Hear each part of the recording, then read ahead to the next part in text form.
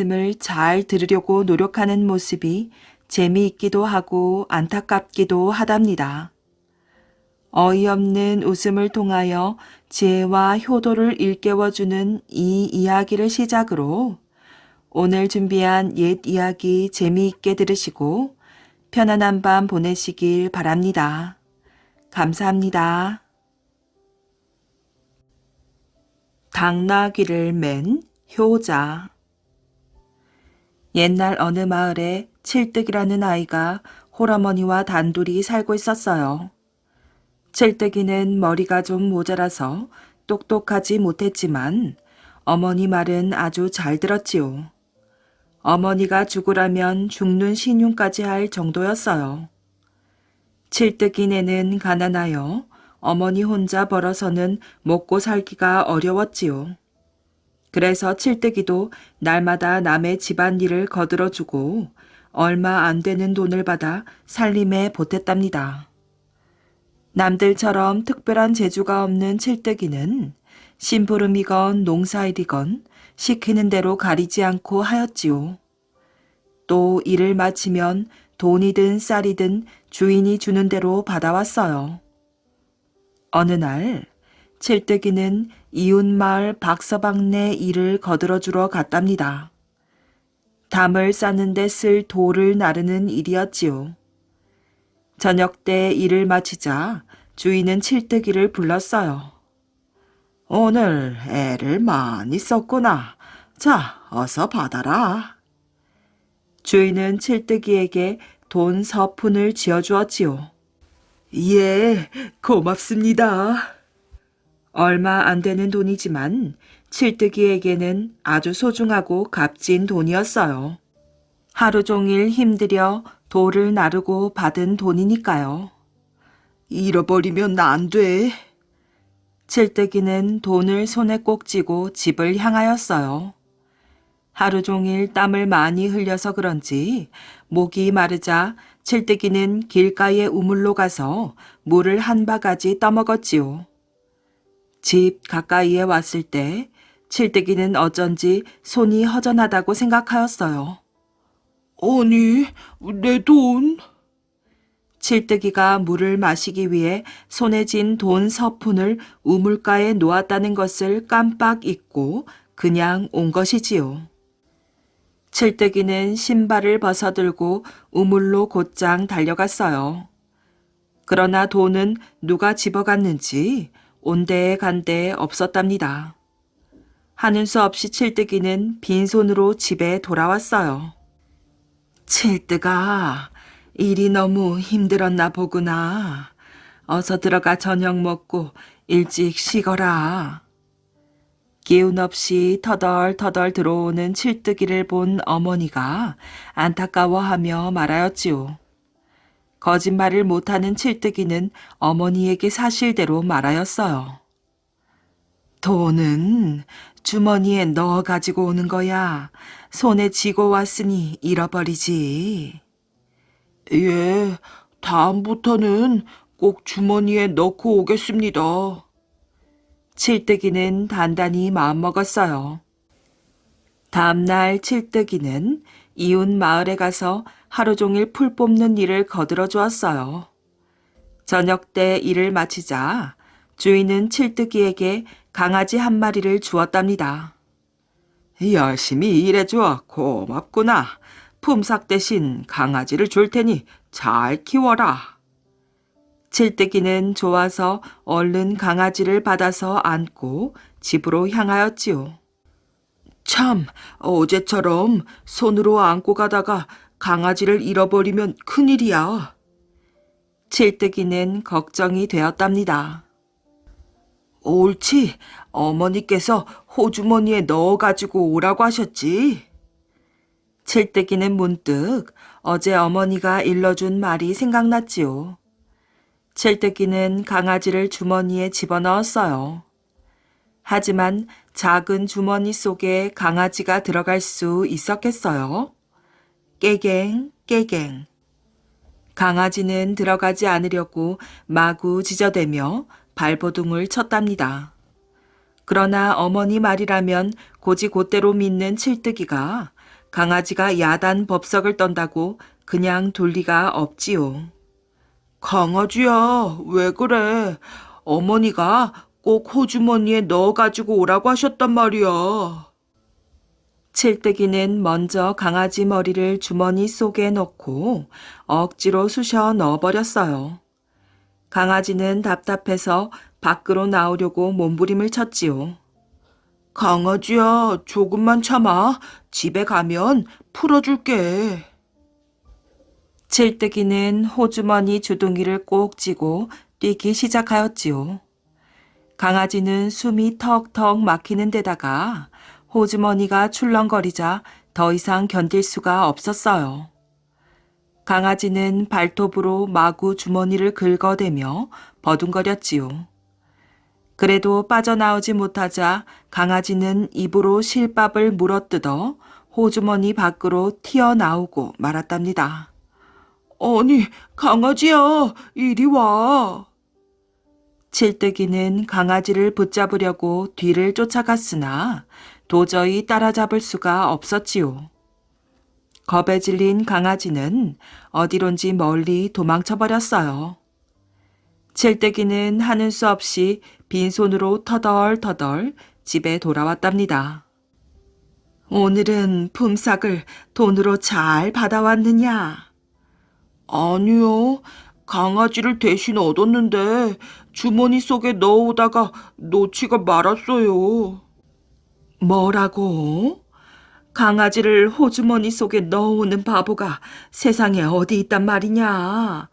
목을 끈으로 묶어서 끌고 오면 되지 않느냐? 어머니는 화가 나서 꾸짖었지요. 어머니, 잘못했어요. 다음에는 어머니 말씀대로 하겠어요. 칠뜨기는 어머니 말씀을 잊지 않겠다고 굳게 다짐했지요. 다음 날에도 이웃 마을에 일을 하러 갔어요. 하루 종일 밭의 풀을 뽑아주고 나니 주인은 조기 한 마리를 주었답니다. 집에 가지고 가서 어머니하고 구워 먹어라. 예, 고맙습니다. 조기를 받은 칠뜨기는 벌써부터 입에 군침이 돌았지요. 오늘은 잘 가져가서 구워 먹어야지. 조기를 들고 집으로 돌아가는 칠뜨기는 어제처럼 놓칠까봐 걱정이 되었어요. 어차, 어머니 말씀을 잊을 뻔했네. 목을 끈으로 묶어서 끌고 오라고 하셨지. 칠뜨기는 끈을 하나 구해서 조기 목을 꽁꽁 묶었어요. 이러면 꼼짝하지 못할 거야. 죽은 조기가 달아날 리 없지만 어머니 말씀대로 했답니다. 칠뜨기는 조기 목을 묶은 줄 끝을 잡고 끌고 갔지요. 길바닥에 질질 끌고 집에까지 가는 동안에 조기는 온통 흙투성이가 되었답니다. 그뿐인가요? 살점은 다 떨어져 나가고 앙상한 뼈만 남아 어떤 생선인지 구별도 안 되었어요. 대문 앞에서 칠뜨기의 모습을 본 어머니는 기가 막혀 한숨이 저절로 나왔답니다. 아이고, 이 못난 녀석아, 어쩌자고 조기를 길바닥에 끌고 와서 저꼴로 만들었니? 조기 같은 생선은 종이에 싸서 지프로 몸통을 묶어 어깨에 메고 오는 것이야. 어머니는 하도 어이가 없어 큰 소리로 꾸중하지 않고 조용히 타일렀어요.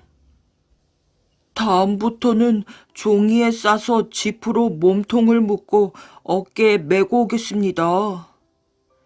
칠뜨기는 어머니의 말을 또박또박 새겨들었어요. 이튿날 칠뜨기는 이웃마을 김부잣집 일을 거들어주러 갔답니다. 하루 종일 심부름을 하고 돌아가려 하자 김부잣집의 어르신이 칠뜨기를 불러들였지요. 날마다 이 집 저 집을 다니며 이 일을 거들어 준다니 참으로 기특하구나. 내가 새끼 당나귀 한 마리를 줄 테니 잘 길러서 살림에 보탬이 되도록 하여라. 예, 고맙습니다. 어르신 은혜는 잊지 않겠습니다. 칠뜨기는 고개 숙여 인사하고는 하인이 건네준 당나귀를 끌고 나왔답니다. 그러나 칠뜨기는 걱정이 되어 눈앞이 캄캄하였지요. 종이에 싸서 지프로 묶어 어깨에 메고 오라는 어머니 말씀이 머리에 떠올랐기 때문이에요. 당나귀를 어떻게 종이에 싸서 지프로 몸통을 묶나? 그리고 어깨에 메고 오라 하셨는데 어떻게 무거운 당나귀를 맬 수 있을까? 칠뜨기는 골치가 지끈지끈 아파 주저앉았답니다. 아무리 힘들어도 어머니 말씀대로 해야 돼. 칠뜨기는 힘을 내어 벌떡 일어나 당나귀를 끌고 마을로 들어갔어요. 집집마다 다니며 쓰레기를 뒤져서 종이를 있는 대로 주워다 당나귀 몸통을 싸기 시작하였지요. 당나귀가 움직이는 바람에 몹시 힘들었어요. 당나귀 눈만 빼놓고 모조리 종이로 싼 다음 몸통 한가운데를 지프로 묶었지요. 자, 됐다. 이제 메고 가야지. 칠뜨기는 끈을 잡고 당나귀를 어깨에 메려고 제 어깨를 들이밀었어요. 그러나 저보다 훨씬 덩치가 큰 당나귀를 어떻게 맬 수가 있겠어요. 칠뜨기가 당나귀의 배 밑에 들어가 어깨를 들어올리자 머리통은 무거워 들리지 않고 뒷다리가 번쩍 들렸답니다. 에라 모르겠다. 이대로 메고 가야지. 칠뜨기가 당나귀 뒷다리를 어깨에 메고 끙끙거리며 걸어갔어요. 뒷다리가 번쩍 들린 당나귀는 거꾸로 매달려 앞다리를 휘적거리며 끌려갔지요. 칠뜨기는 당나귀가 너무 무거워 비척비척 걸어갔어요. 집으로 가는 도중에 사또의 행차와 마주쳤지요. 사또의 행렬 속에는 사또의 외동딸이 탄 가마도 끼어 있었어요. 사또의 외동딸은 갑자기 병이 나서 말도 하지 못하고 음식도 전혀 먹지 못하였어요. 용환 의원을 모두 불러 보이고 약을 썼지만 조금도 낫지 않았답니다. 몹쓸 병에 걸린 가엾은 딸을 안타깝게 여긴 사또는 딸이 죽기 전에 바깥 세상 구경을 시켜주고 싶어 데리고 나온 것이었지요. 마침 가마 안에서 바깥을 내다보던 사또의 외동딸은 당나귀를 업고 가는 우스운 광경을 보았답니다. 저 거꾸로 매달려가는 당나귀 좀 봐. 어? 종이 옷을 뒤집어 쓰고 눈만 빠꼼히 내놓았잖아? 정말 재미있는걸? 당나귀의 몸뚱이를 눈만 내놓고 온통 종이로 싼 것도 우스운데 뒷다리를 어깨에 메고 뒤뚱거리며 가는 광경을 보고 웃지 않는 사람이 있겠어요? 사또의 딸은 웃음을 참지 못하고 큰 소리로 깔깔 웃어대었어요. 그 순간 막혔던 목구멍이 탁 트인 것 같았지요. 아니, 가시잖아. 입을 가리고 마구 웃어대던 사또 딸의 손바닥에 커다란 생선 가시가 나왔답니다. 사실은 사또 딸이 몹쓸 병에 걸린 게 아니라 생선을 먹다가 가시가 목에 걸렸던 것이에요. 사또의 딸은 칠뜨기의 모습을 보고 웃는 바람에 몸의 병이 씻은 듯이 나은 것이지요. 이제는 못하던 말도 잘 하였어요. 사또는 기뻐서 어쩔 줄 모르며 말에서 내려와 칠뜨기에게 다가갔지요. 얘야, 왜 무거운 당나귀를 끌고 가지 않고 메고 가는 것이냐? 우리 어머니께서 이렇게 하라고 말씀하셨거든요. 칠뜨기는 가쁜 숨을 내쉬며 말하였어요. 사또는 칠뜨기를 바보로 보지 않았지요. 저 아이와 같이 어머니의 말씀을 그대로 따르는 효자가 어디 있단 말인가? 사또는 칠뜨기의 효성에 감동하였지요. 사또는 칠뜨기의 손을 꼭 잡고 말하였어요. 너는 효자 중의 효자이며 내 딸을 살려준 은인이야. 내 사위가 되어주게나. 예? 뜻밖의 말에 칠뜨기는 어리둥절하였지요. 칠뜨기는 사또의 딸을 아내로 맞이하여 어머니를 모시고 행복하게 살았답니다. 세상에서 제일 긴 혈서. 말 탄 노인 한 사람이 사방을 두리번거리며 생각에 잠겨 있었어요. 한참을 그러다 탄식처럼 중얼거렸지요. 이 땅에도 봄은 오려나? 아니지, 땅에는 봄이 오지만 나라에는 봄이 멀었어. 그는 대궐로 가는 길이었어요. 의자왕을 만나기 위해서였지요. 왕은 태자 시절부터 대담하고 용맹스러우며 형제간의 우애가 깊어 해동의 증자라는 칭송을 받았답니다. 또 무왕의 뒤를 이어 보위에 오른 후 초기에는 적극적으로 국력을 양성하고 국토 확장에 주력하였지요. 그 결과 국경지대인 대야성, 미우성 등 거성을 포함한 40여 성을 함락시켰답니다.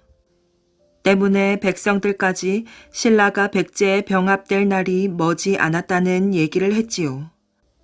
그런데 10년 남짓 지나자 왕에 대한 나쁜 소식이 나돌기 시작하더니 이제는 완전히 방탕한 왕이라는 낙인이 찍히고 말았답니다. 그 낙인은 소문에 의해 잘못 찍힌 것이 아니었지요. 사실 그럴 정도로 왕은 궁녀들과 음란하게 놀았으며 나랏일은 완전히 뒷전이었어요. 신라에서는 복수의 기회를 노리고 있었으며 고구려 방비도 게을리할 수 없는 상황이었지요. 조정 대신들은 물론이려니와 백성들까지 불안에 떨고 있었답니다. 충간하는 대신들이 하나둘 사라지더니 이젠 아예 왕을 외면하거나 아첨하는 무리들만이 득실거렸어요. 온조 대왕께서 건국한 이래 700여 년을 이어온 왕조인데 한 군왕의 방탕으로 사직을 무너뜨릴 수는 없고 말고 목숨이 붙어있지 않다면 모르나 이렇게 목숨이 붙어있으니 입이 입구실을 해야지. 몸은 살아있어도 입이 제구실을 않으면 그건 죽은 목숨과 다르지가 않다. 노인이 말을 타고 궁궐 안으로 들어섰답니다. 그는 1등급 관등인 좌평 성충이었지요. 그가 갔을 때 왕은 이미 연락에 빠져 있었어요. 그는 어전으로 다가가 큰 소리로 입을 열었답니다. 폐하! 왕의 감긴 눈은 뜨이지 않았어요. 성충은 다시 소리를 높였지요. 폐하! 어허, 좌평이 웬일이요? 아주 잘 왔소. 거 누가 좌평 어른께 잔을 올려라. 왕은 눈을 감은 채 말하였어요. 폐하, 소신이 아랠 말씀이 있사옵니다. 침이 이 춘삼월 호시절에 듣고 싶은 것들은 꽃향기에 취한 벌, 나비소리, 짝을 찾는 새들의 지적임 뿐이로다. 아하하하. 폐하, 신은 오늘... 왕은 성충의 말을 싹둑 자르며 말하였어요. 그래, 오늘은 술이 마시고 싶다는 얘기지. 얘들아, 뭐들 하느냐? 술을 마시고 싶다고 하지 않느냐? 어서 술을 올려라. 성충과 가까이 있는 한 궁녀가 빈 잔을 가져와 잔을 가득 채웠답니다. 왕이 말하였어요. 누가 무릎을 좀 가지고 오너라. 성충은 왕의 속을 훤히 알고 있었어요. 자신의 입에서 나올 쓴소리를 들으려 하지 않는 것이었지요. 그렇다고 오늘 잔뜩 벼르고 온 이상 그냥 물러날 수가 없었답니다. 성충은 왕에게 나가려는 궁녀를 제지하고 앞으로 나갔어요. 폐하, 여기 소신의 무릎을 대령하였사옵니다. 비록 늙어 살 집은 없사오나 선왕폐하 앞에서부터 꿇던 무릎이오라 충성스런 무릎이옵니다. 왕은 여전히 눈을 감은 채였으나 뭐라 호통을 치려다 선왕폐하라는 말에 주춤하더니 계속 잠든 채 하였어요. 성충은 다시 힘을 내어 간하기 시작하였지요. 폐하, 오늘 아랠 말씀은 소신이 아뢰는 것이 아니옵고 선왕폐하께 없어 내리신 유탁을 소신이 대언하는 것이옵니다. 선왕께서 와병 중이실 때 소신을 옆에 불러 성충을 나로 믿고 의지하여 어려운 일이 있거든 의논해라 하오시던 유탁이 아직도 소신의 귀에는. 성충은 복받치는 눈물 때문에 말을 잇지 못하였어요. 그때 주체치 못한 눈물이 한 방울 왕의 용안 위에 떨어졌지요. 그러자 왕이 벌떡 일어나 앉으며 소리쳤어요. 아니, 어디다 더러운 콧물을 떨어뜨리는 것이냐? 콧물이 아니오라 눈물이옵니다. 듣기 싫다. 게 아무도 없느냐? 폐하, 정신을 차리시옵소서. 온조대왕 이래로 700년 동안이나 면면이 이어온 사직이 바야흐로 위태롭지 않습니까? 이 사직이 무너지는 날에는 폐하께서 어찌 무엇으로 종묘에 사죄하시렵니까? 술과 계집을 삼가십시오. 신라를 경계할 줄 아십시오. 이제 정신을 차리지 않았다가는 천추의 한을. 여봐라, 걔 아무도 없느냐? 당장 이 늙은이를 끌어내라. 어서 끌어내. 왕명에 몰려든 궁액들에게 붙잡힌 성충이 소리쳤어요. 이놈들 놓아라. 어명 앞에서 노재상의 고함은 벌레 소리만도 못하였지요. 성충은 곧 옥에 갇히는 신세가 되고 말았어요. 그에게 덮어씌운 제목은 첫째, 용안의 콧물을 떨어뜨린 것, 둘째, 왕에게 호령했다는 것, 셋째, 왕명을 거역했다는 것, 넷째, 민심을 어지럽혔다는 것 등이었어요. 노구의 옥살이는 성충을 하루가 다르게 피폐케 하였지요. 그래, 죽기 전에 상소문이라도 써둬야겠구나. 옥살이 신세의 그에게 필묵은 가당치도 않은 것이었지요. 그는 흰 천으로 된 속옷을 벗어 옥의 마룻바닥에 펼쳤답니다. 잔뜩 힘주어 검지를 깨물어 피를 내었지요. 그리고는 한 자 또 한 자 써내려갔어요. 피가 멎으면 또 깨물고 다시 또 깨물며 썼답니다. 이제 소신 성충은 죽음에 이르러 상소하나이다. 지금 시세로는 반드시 가까운 장래에 전쟁이 일어납니다. 우리나라의 지세로 보아 상류의 진을 쳐야만 유리합니다. 적이 침입하면 육로는 탄현을 굳게 지키고 수로는 기벌포를 굳게 지켜 막아야 도성이 위태롭지 않습니다. 연락에 취해 있지 마시고 계백 장군에게 하명하여 소신이 지적한 2곳만이라도 미리 방비하게 하소서. 소신은 황천에서 백제의 만만세를 축수하오리다. 성충은 옥리를 불러 흰 속옷에다 피로 쓴 상소문을 왕에게 전하도록 이르고는 쓰러져 혼미한 상태로 중얼거렸답니다. 백제 만만세. 꿈을 산 문희. 김유신에게는 보희와 문희 두 여동생이 있었답니다. 하루는 보희가 동생 문희에게 말하였어요. 문희야, 간밤에 내가 이상한 꿈을 꾸지 않았겠니? 내가 산에 오르다가 오줌을 누웠는데 글쎄 오줌이 멋지를 않아서 성안 마을이 다 잠겨버렸단다. 꿈이 정말 희한하지? 언니, 그 꿈 내게 팔아요.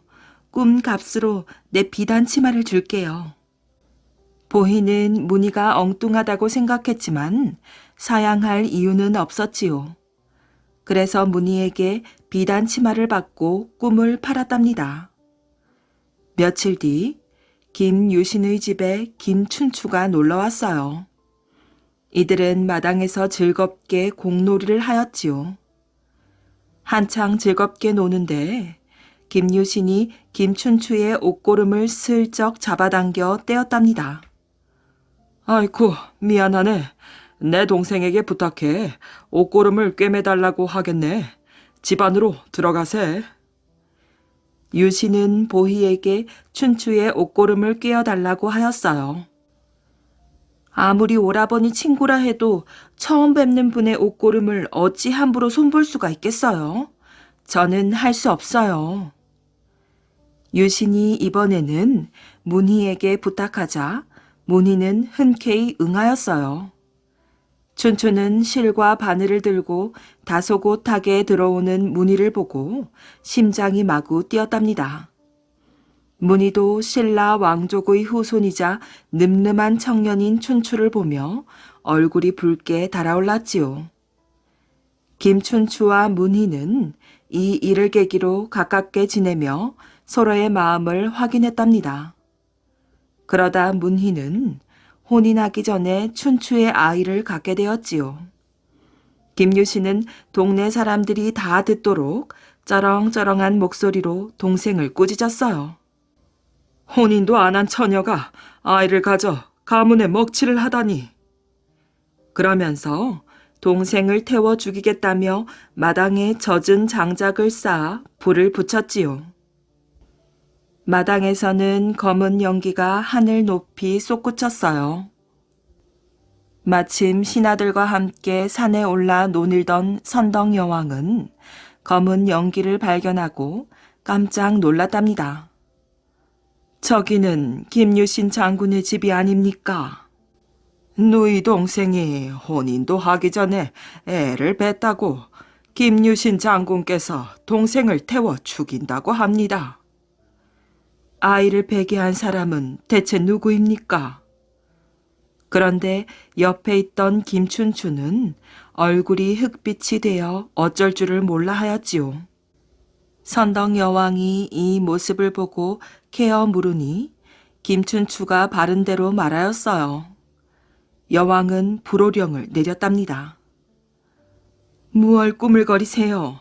당장 가서 여인을 구하지 않고. 결국 김춘추는 그 길로 산에서 내려가 불구덩이에 던져질 뻔한 문희를 구하고 아내로 맞이하였어요. 훗날 김춘추는 신라의 왕이 되었고 문희는 왕비가 되었지요. 보희가 꾸었던 꿈은 아마도 온 신라를 휘어잡을 일을 예언한 건 아니었을까요? 높이 폭엔 알. 중국 전국 시대 위나라에 범수라고 하는 사람이 살았답니다. 말 솜씨가 상당히 좋았던 그는 어지러운 나라를 자신이 바로잡겠다는 큰 뜻을 가지고 있었지요. 집안이 가난했던 범수는 고향에서 중대부라는 벼슬자리에 있는 수가라는 사람을 섬기고 있었어요.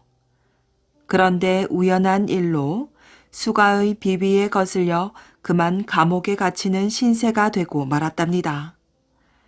그로서는 억울하기 짝이 없는 일이었지요. 그는 감옥에서 탈출하기로 마음먹었어요. 갖은 고생 끝에 겨우 감옥을 빠져나온 그는 정안평이라고 하는 사람의 집에서 숨어 지내었지요. 범수는 이름을 장록이라고 바꾸고 강대국인 진나라로 도망칠 기회를 노리고 있었어요. 때마침 진나라에서 왕계라고 하는 사신이 위나라에 왔다는 소문을 듣고 장록은 곧바로 숙소로 달려가서 자신의 뜻을 말하였지요. 장록의 말솜씨에 감탄한 왕계는 사신의 임무를 마치고 돌아가는 길에 그를 진나라로 데리고 갔답니다. 진나라에 도착한 왕계는 진나라 왕에게 장록을 소개하였지요. 위나라에서 오신 이 장록 선생은 아주 훌륭한 말솜씨를 가지고 있사옵니다. 이분은 진나라는 마치 계란을 쌓아 올린 것처럼 위험하다고 하였습니다. 그러나 자기를 쓰면 안전할 것이라고 장담하기에 이렇게 모셔왔습니다. 진나라 왕은 이 말을 듣고 기분이 그다지 좋지는 않았지만 자신의 마음이 넓다는 것을 보여주기 위해서 장록을 자기 신하로 삼았지요. 그로부터 1년 후 진나라는 위험한 처지에 빠지게 되었으나 장록의 뛰어난 말솜씨 덕분에 위험에서 벗어날 수 있었다고 합니다. 이 이야기는 사기라는 책의 범수전에 나오는 이야기지요. 이야기 중 알을 쌓아 올린 것처럼 위험하다는 뜻의 고사성어 누란 지위는 조금만 건드려도 무너져 깨지고 마는 상태, 즉 아주 위험한 상태에 처해 있는 것을 말한답니다. 고구려의 왕이 된 소금 장수. 고구려의 왕실에는 몇 대째 피바람이 불었답니다. 왕이 되기 위해 혹은 왕의 자리를 지키기 위해 적이 될 만한 자의 목숨을 빼앗았지요. 그게 설령 가족이고 형제라 할지라도 예외가 없었어요. 막 왕이 된 봉상왕도 주변 사람들을 무조건 의심하였어요. 작은 아버지는 왕실에서 존중을 받는 자이니 언제든 왕의 자리를 위협할 테지. 내 아우 또한 믿을 수가 없어. 결국 봉상왕은 작은 아버지와 동생의 목숨을 빼앗았어요. 동생의 아들이자 조카인 을불마저 궁 밖으로 쫓아내버렸지요. 어린 나이에 세상으로 내몰린 을불은 머슴살이를 하며 근근히 살았답니다. 하지만 너무 고되어 다시 거리로 나오고 말았지요. 을불은 푼돈으로 소금을 사 소금 파는 일을 시작하였어요. 서쪽 바닷가에서 소금을 사다가 산골 마을을 돌며 소금을 팔았지요. 하루는 날이 저물어 한 노파의 집에서 하룻밤 머물게 되었답니다. 을불은 그 대가로 노파에게 소금을 한 마리나 주었답니다. 그런데 노파는 만족하지 않았어요. 몇 번이고 소금을 더 달라고 요구했지만 을불은 소금을 더 줄 수 없다고 하였지요. 노파는 앙심을 품고 을불의 가방에 자기 신발을 몰래 넣어두었어요. 다음 날 아침 을불이 길을 떠나려는데 노파가 을불을 노려보며 고래고래 소리를 질렀어요. 도둑 잡아라! 은혜도 모르고 내 신발을 가져가는 도둑놈 같으니라고. 신발을 훔치지 않았다고 말해도 낯선 곳에서 온 을불의 말을 믿어주는 자는 없었지요. 결국 을불은 관리에게 잡혀가 소금도 빼앗기고 곤장까지 맞고는 마을 밖으로 쫓겨났어요. 한편 봉상왕은 백성들을 돌보지 않고 신하들에게는 포악하게 행동해 나라꼴이 엉망이었지요. 게다가 굶주리는 백성들을 데려다 궁궐을 짓는 일까지 시켰으니 원성은 끝이 없었답니다. 왕의 후손이신 을불 도련님을 찾아야만 합니다.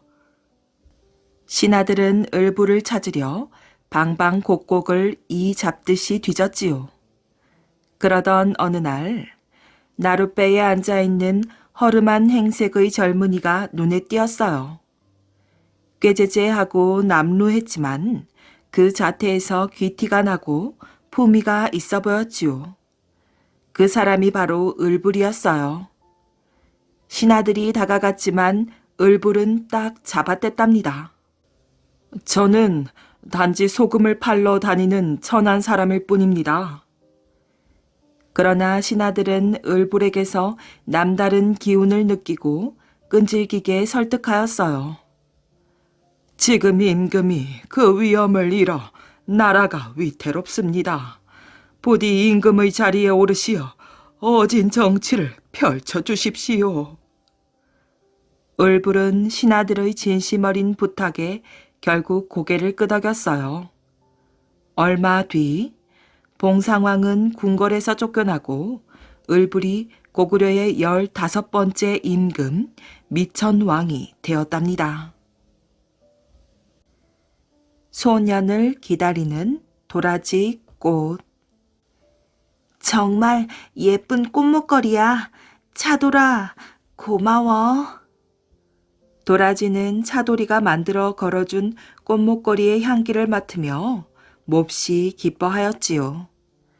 차돌이는 혼자서 외롭게 살아가는 도라지 친구랍니다. 도라지는 얼굴도 예쁘고 마음씨도 아주 고왔지요. 하지만 아버지와 어머니도 없고 형제는 물론 친척 하나 없는 외로운 소녀였어요. 부모가 없는 어린 소녀의 이름을 아는 사람은 이 세상에 아무도 없었지요. 도라지란 이름은 마을 사람들이 그저 부르기 좋게 붙인 것이랍니다. 이웃에 사는 차돌이는 어릴 때부터 도라지와 함께 놀며 자란 오빠처럼 정다운 사이지요. 상냥하고 친절한 차돌이가 늘 곁에 있어서 도라지는 조금도 외롭지 않았답니다. 차돌이도 착하고 예쁜 도라지와 함께 노는 것이 가장 즐거웠어요. 어른이 되면 도라지와 꼭 결혼할 거야. 차돌이는 입버릇처럼 도라지에게 말하였어요. 이런 말을 들을 때면 도라지는 얼굴이 홍당무처럼 빨개지곤 하지만 마음속으로는 너무너무 행복하였지요. 그러던 어느 날이었어요. 차돌이가 풀이 죽은 얼굴로 도라지 앞에 나타났지요. 차돌이의 눈에는 눈물방울이 맺혀 있었어요. 무슨 일이야? 어르신께 꾸중을 들었어? 도라지는 걱정이 되어 물었답니다. 차돌이는 도라지의 손을 꼭 잡고 힘없이 말하였지요. 어쩌면 좋으냐? 난 곧 먼 곳으로 떠나야 해. 먼 곳으로 떠난다고? 도라지는 가슴이 철렁 내려앉는 것 같았어요. 곧 중국 땅으로 공부를 하러 떠나. 난 너를 두고 혼자 가고 싶지 않지만. 차돌이는 말을 잇지 못하였지요. 공부를 다 마치고 돌아오려면 오래 걸리겠지? 10년은 걸리는가 봐. 도라지는 눈앞이 캄캄해지는 것 같았어요. 차돌이가 곁에 없으면 나 혼자 어떻게 지내나? 도라지는 갑자기 외톨이가 된 것 같아 서름이 복받쳐 올랐으나 꾹 참았답니다. 도라지는 훌륭한 사람이 되기 위해 공부하러 멀리 떠나는 차돌이에게 눈물을 보이기 싫었지요. 일부러 아무렇지도 않은 듯이 미소를 지으며 차돌이를 격려해 주었어요. 아무쪼록 열심히 공부하여 훌륭한 사람이 되어 돌아와. 그때까지 기다리겠어. 차돌이는 도라지를 꼭 안아주며 다짐하였어요. 나는 10년 뒤에 돌아오면 너와 결혼할 거야. 그동안 너도 틈나는 대로 공부를 해봐. 그럼 10년쯤은 금방 지나갈 거야. 차돌이도 도라지에게 약한 마음을 보이지 않으려고 의젓하게 말하고 작별하였어요. 도라지는 차돌이가 멀리 떠나자 쓸쓸한 나날을 보내었지요. 마치 날개 하나를 잃어 날지 못하는 새 같았어요. 차돌이의 얼굴이 떠올라 아무 일도 손에 잡히지 않았답니다. 도라지는 차돌이를 그리워하며 눈물로 나날을 보내었어요. 그러던 어느 날 도라지는 정신이 번쩍 들었지요. 약한 마음을 가지면 안 돼. 나도 차돌이처럼 공부를 해야겠어. 도라지는 용기를 내어 마을 뒷산에 있는 절로 스님을 찾아갔어요. 스님, 낮에는 절의 일을 하고 밤에는 스님의 가르침을 배우고 싶습니다. 허락해 주십시오. 도라지는 스님에게 간청하여 마침내 승낙을 얻어내었어요. 집을 나와 절에 들어가 살게 된 도라지는 능코 뜰 새 없이 바빴답니다. 새벽에 일어나 밥을 짓고 청소와 빨래를 하고 나면 산속에 들어가 산나무를 캐어왔지요. 저녁밥을 짓고 설거지를 마친 다음 밤 늦게까지 스님의 가르침을 받았답니다. 도라지는 몸과 마음이 고단하여 견디기 어려웠어요. 그러나 공부를 마치고 돌아올 차돌이를 생각하면 모든 괴로움이 씻은 듯이 사라졌지요. 세월이 흘러 도라지는 절에서 봄을 10번이나 맞이하였답니다. 벌써 10년이 지났구나. 이제 곧 차돌이가 돌아오겠지. 도라지는 산나무를 캐러 갈 때마다 산 꼭대기에 올라가 두근거리는 마음으로 저 멀리 바다를 바라보았어요. 그러나 봄이 가고 여름이 지나도 차돌이는 돌아오지 않았답니다. 지루한 겨울이 가고 새 봄을 맞이했으나 차돌이한테서는 아무런 소식이 없었지요. 무슨 일이 생긴 게 틀림없어. 도라지는 차돌이 걱정에 아무 일도 손에 잡히지 않았어요. 도라지는 시주를 받으러 다니는 스님 차림을 하고 절을 나섰지요. 마을에 내려가면 차돌이의 소식을 들을 수 있을 것 같았기 때문이에요. 마을 어귀에 들어서자 개울가에서 아낙네들이 빨래를 하며 신나게 이야기를 나누고 있었지요. 도라지는 걸음을 멈추고 귀를 기울였어요. 차돌이네는 이사 간 뒤로 소식이 없지요. 그래요. 멀기도 하지만 아들이 변을 당했는데 무슨 경황이 있겠어요? 아니, 중국에 공부하러 간 차돌이 말인가요? 예, 소문으로는 공부 잘 마치고 집으로 돌아오다가 풍랑으로 배가 뒤집혀 죽었다고 해요. 아니에요.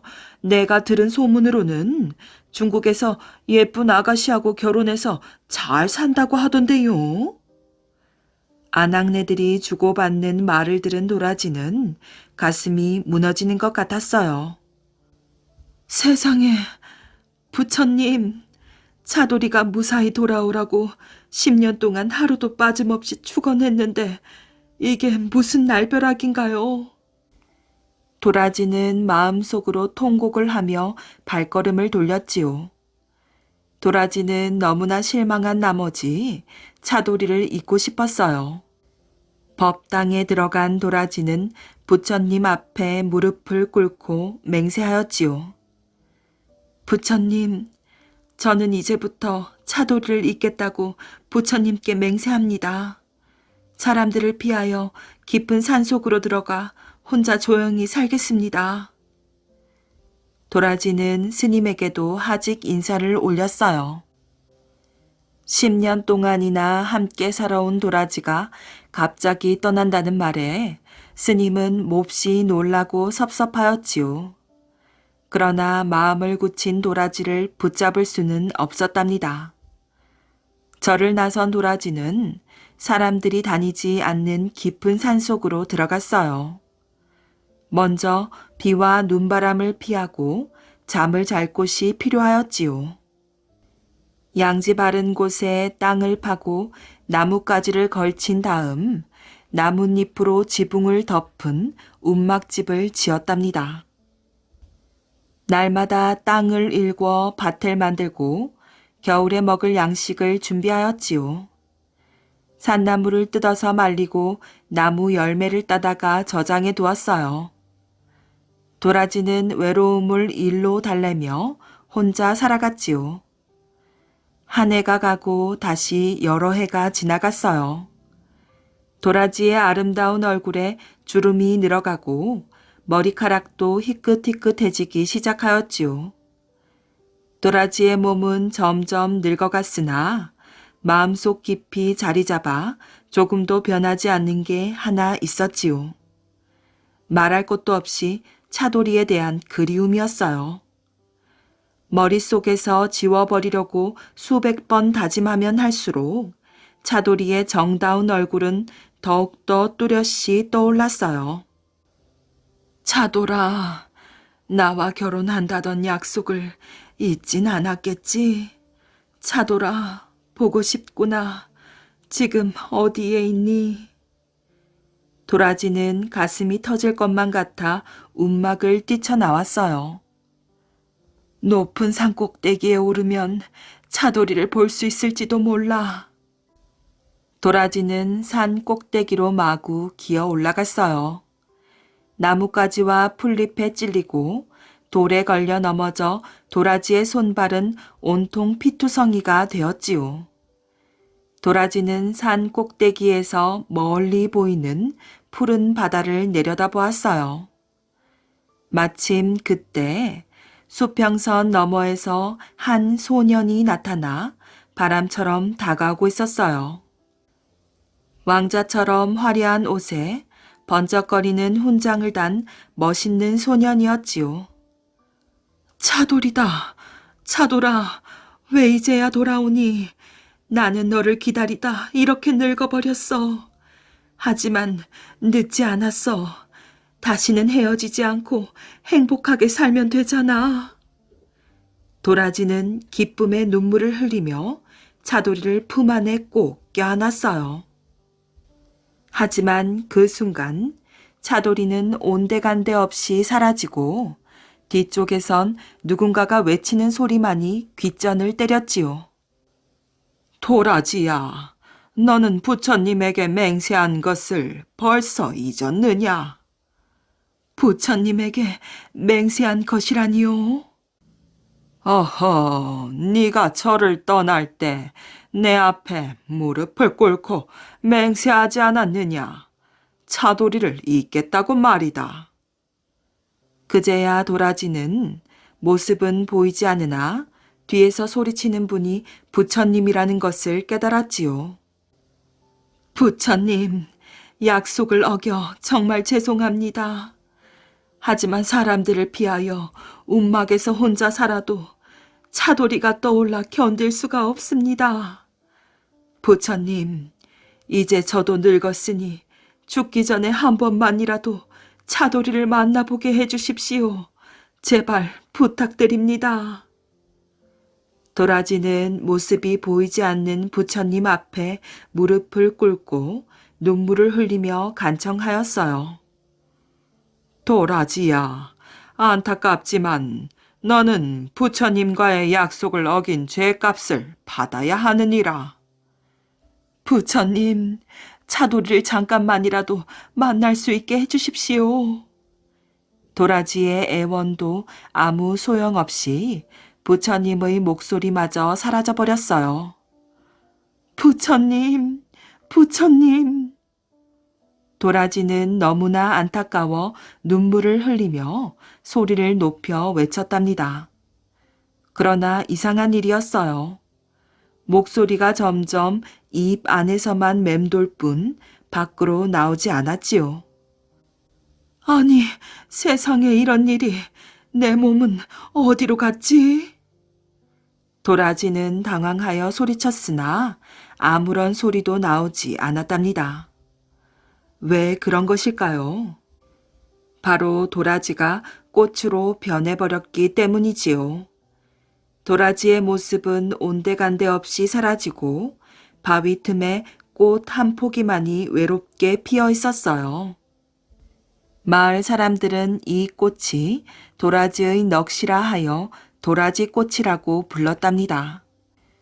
도라지 꽃은 지금도 산속에서 돌아오지 않는 소년을 생각하며 외로이 피고 있답니다. 그림 속의 아이. 옛날에 도수를 아주 잘 부리는 사람이 있었답니다. 얼마나 도술이 신통한지 도깨비도 못 당할 정도였지요. 구름을 타고 동쪽으로 가는가 했더니 서쪽 산꼭대기에 떡 서 있고 시퍼런 강물에 풍덩 뛰어들었다가는 독수리가 되어 날아갔어요. 이렇게 자기 몸을 무엇으로나 마음대로 변하게 할 수도 있고 또 남에게 자기 몸을 보이지 않게도 할 수 있었지요. 그러나 그 사람은 잘난 체를 안 했어요. 사람들이 보는 데서는 절대로 도수를 부리지 않아서 어느 누구도 그가 도수를 부린다는 것을 몰랐지요. 도수를 부리는 이 사람에게는 과거에 늘 낙방만 하는 친구가 하나 있었어요. 오랫동안 과거 시험을 보느라고 살림을 돌보지 않아서 쌀독이 바닥난 지 오래였지요. 아내가 이 집 저 집 돌아다니며 품을 팔아 겨우 죽을 끓여 먹고 사니 살림살이가 오죽하겠어요. 날씨는 점점 추워지는데 입을 곳도 변변치 않고 뗄감도 없고 그런데 먹을 것마저 없으니 걱정이 태산이에요. 선비는 할 수 없이 돛을 부리는 친구를 찾아가기로 했지요. 선비는 친구에게 사정했어요. 날씨는 점점 추워지는데 땔감은커녕 새때 죽도 못 쑤어 먹게 생겼다네. 어떻게 돈 좀 만들어줄 수 없겠나? 자네는 뭐든 마음만 먹으면 만들 수 있질 않나? 친구는 참으로 딱하다는 생각이 들었지만 청을 선뜻 들어줄 수가 없었어요. 내가 돈을 만들어줄 수는 없고 일자리를 마련해 줄 테니 일을 해보게나. 아닐세, 지금 그럴 시간이 없네. 당장 먹을 게 없어. 그러지 말고 돈을 좀 만들어주게. 그러자 친구는 아주 난처해하며 그림 한 장을 그려주었어요. 이 그림을 자네 방에 걸어놓게. 그리고 고지기야 고지기야 부르면 그림 속 아이가 대답을 할 걸세. 그러면 은돈을 한 냥만 달라고 하게. 그러나 한꺼번에 너무 욕심내서는 아니래네. 그 그림은 큰 기아집 대문 앞에 아이가 열쇠를 들고 있는 그림이었어요. 선비는 집에 오자마자 안방 벽에 그림을 걸어 놓았어요. 그러고는 아무도 없는 틈을 타서 고지기를 불렀지요.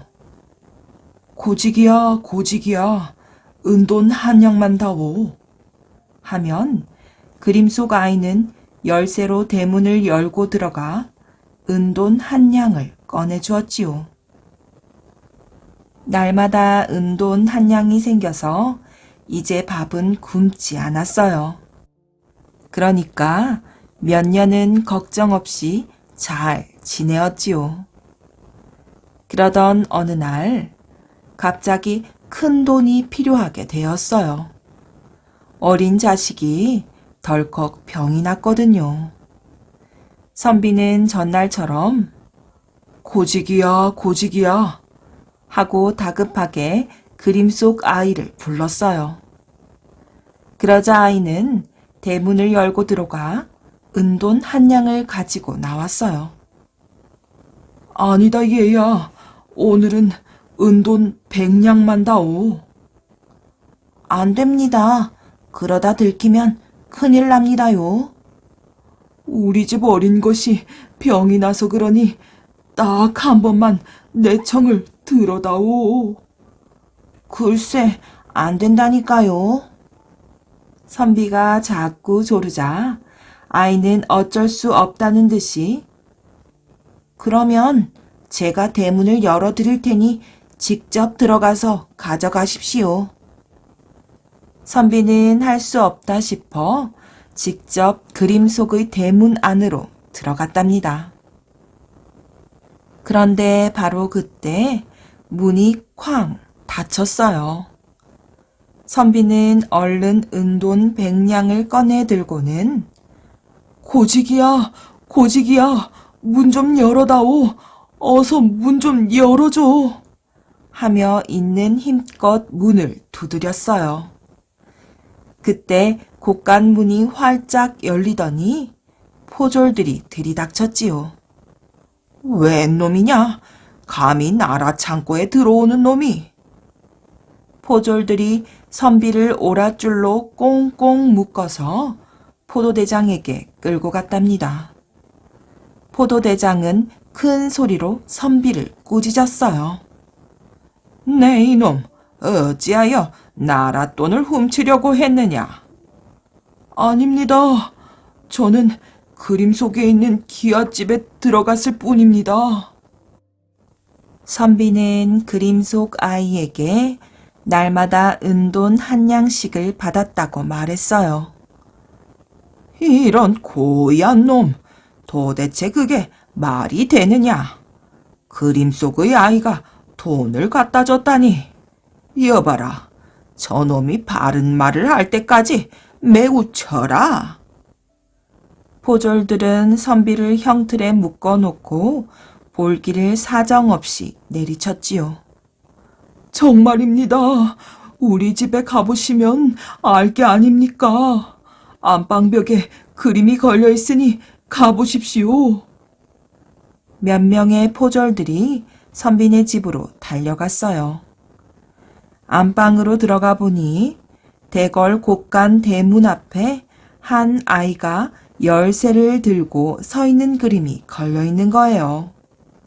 포졸들은 선비가 한 것처럼 고지기야 고지기야 하고 불렀지요. 그런데 그림은 아무런 대답이 없었어요. 아무리 목청껏 불러봐도 대답이 없자 그림을 방바닥에 내동댕이 치고는 돌아왔답니다. 그러고는 바른 말을 하라며 또 볼기를 사정없이 치려고 했어요. 할 수 없이 선비는 돛을 부리는 친구가 그림을 그려준 일들을 털어놓았지요. 깜짝 놀란 포도대장은 급히 곳간으로 달려가 돈 궤를 살펴보았어요. 과연 돈 궤마다 모두 텅텅 비어 있었어요. 이런 고얀 놈들 같으니 여봐라, 저놈의 목을 당장 치렸다. 그러자 무서운 칼을 든 망나니가 춤을 추며 들어와서는 선비의 목을 치려고 했어요. 바로 그때 회오리 바람이 몰아쳐 대궐 마당은 쑥대밭이 되었답니다. 선비도 회오리 바람에 휩쓸려 어디론가 날아가 버렸어요. 선비가 정신을 차리고 보니 돛을 부리는 친구가 앞에 서 있질 않겠어요. 내가 뭐랬나? 욕심내면 안 된다고 일렀건만 왜 내 말을 듣지 않은 건가? 돛을 부리는 친구는 선비를 꾸짖고는 집으로 돌려보냈답니다. 집으로 돌아온 선비는 그 길로 과거 시험을 포기하고 시골로 내려갔어요. 그리고는 고향에 조금 남은 땅에서 농사를 지으며 조용히 살았답니다.